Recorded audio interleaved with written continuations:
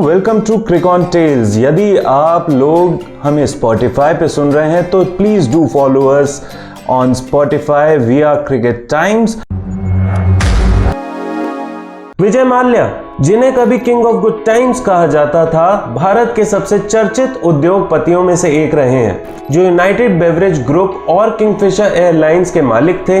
अपने भव्य जीवन शैली और खेलों में रुचि के लिए मशहूर माल्या ने फॉर्मूला 1 टीम फोर्स इंडिया और इंडियन प्रीमियर लीग की टीम रॉयल चैलेंजर्स बेंगलोर का मालिकाना हक भी संभाला। उनकी ये सोच थी कि खेल केवल शौक नहीं बल्कि व्यापार का एक महत्वपूर्ण हिस्सा है। 2008 में आईपीएल की शुरुआत के समय विजय माल्या ने आरसीबी को 476 करोड़ रुपए में खरीदा था। हालांकि बेंगलोर उनकी पहली पसंद नहीं थी। उनकी प्राथमिकता मुंबई या कोलकाता फ्रेंचाइजी खरीदने की थी। कोलकाता क्योंकि वो उनका बर्थ प्लेस था और मुंबई क्योंकि उनकी कंपनी का हेडक्वार्टर्स वहां पर था। लेकिन ये दोनों टीमें पहले ही बिक चुकी थी। इसके बाद उन्होंने बेंगलोर को चुना, जो उनके व्यावसायिक हितों के लिए भी उपयुक्त था।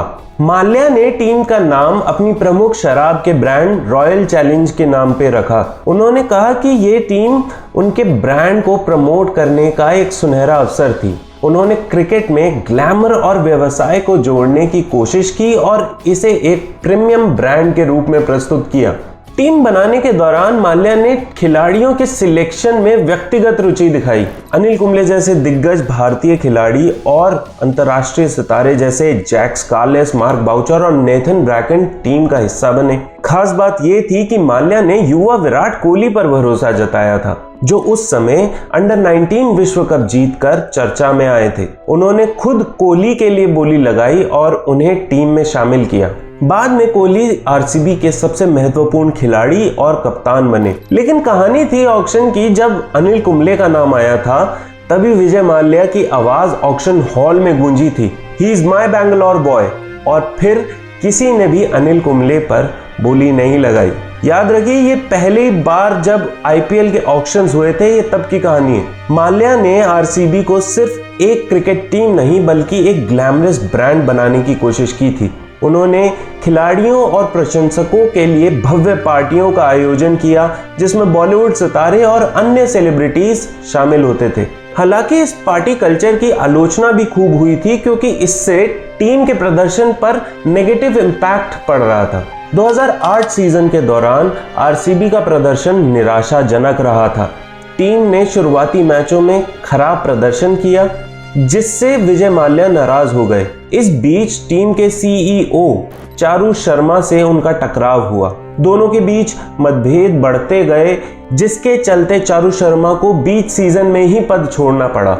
ये विवाद आईपीएल इतिहास के शुरुआती नाटकीय क्षणों में से एक था। 2016 तक आते आते विजय माल्या की आर्थिक स्थिति बिगड़ने लगी थी। उन पर 9,000 करोड़ रुपए से अधिक कर्ज ना चुकाने का आरोप था, जिसके चलते वे भारत छोड़कर इंग्लैंड चले गए या कहें भाग गए। इस दौरान आरसीबी का भविष्य भी अनिश्चित हो गया था, क्योंकि टीम यूनाइटेड स्पिरिट्स लिमिटेड को डियाजियो ने खरीद लिया था। माल्या ने फरवरी 2016 में यूएसएल के चेयरमैन पद से इस्तीफा दे दिया और आरसीबी के मालिकाना हक से भी बाहर हो गए। इसके बाद आरसीबी डियाजियो ग्रुप की संपत्ति बन गई। हालांकि माल्या ने इसे दिल के करीब बताते हुए इसे बचाने की भरसक कोशिश की थी। विजय माल्या का आरसीबी से जुड़ा सफर उतार चढ़ाव भरा रहा। उन्होंने आईपीएल को ग्लैमर और व्यावसायिक दृष्टिकोण से देखने का नजरिया दिया। हालांकि उनकी विवादास्पद जीवन शैली और कानूनी समस्याओं ने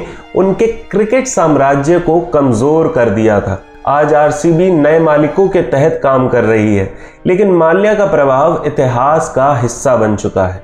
ये कहानी थी विजय माल्या और उनकी रॉयल चैलेंजर्स बेंगलुरु की नहीं, बल्कि रॉयल चैलेंजर्स बेंगलोर की, क्योंकि कहानियां और भी हैं जिसे आप और हम साथ में मिलकर साझा करेंगे। लेकिन उससे पहले, अगर आपको ये वीडियो पसंद आई हो तो please do like it, share it with your पैल्स, comment your views down below and subscribe to Cricket Times, and please remember to tap on the bell icon so that you don't miss any further updates from Cricket Times.